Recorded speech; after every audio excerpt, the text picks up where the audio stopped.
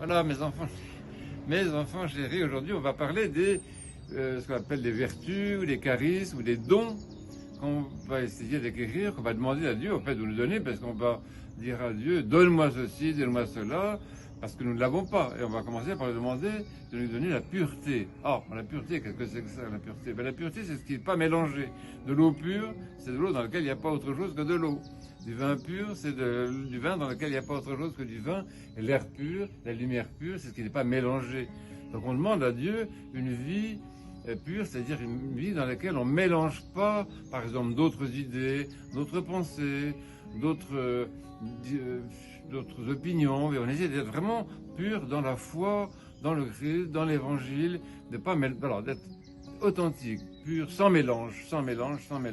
Et ça veut dire aussi que notre vie, par exemple, nos sentiments, ils sont purs, ils ne sont pas mélangés à autre chose. Par exemple, l'amour, un amour pur, c'est un amour qui est désintéressé, qui n'est pas mélangé avec l'égoïsme, avec l'amour du plaisir, l'obsession du plaisir. Vous voyez, c'est ça, c'est un amour qui est pur, c'est un amour qui n'est que amour.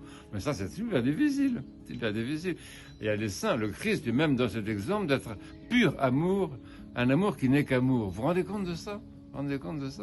Et c'est vrai aussi pour la prière. Par exemple, on parle de prière pure, c'est une prière qui est sans distraction.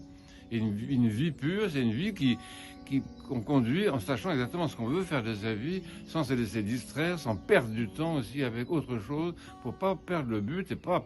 La vie est très courte, hein, même quand on est jeune comme vous, il faut savoir que la vie est quand même super courte, donc on perd pas son temps. Et une vie pure, c'est une vie qui sélectionne aussi ce qui est vraiment important, ce qu'on veut vraiment faire avec sa vie, et ce qu'on ne veut pas se laisser distraire du but.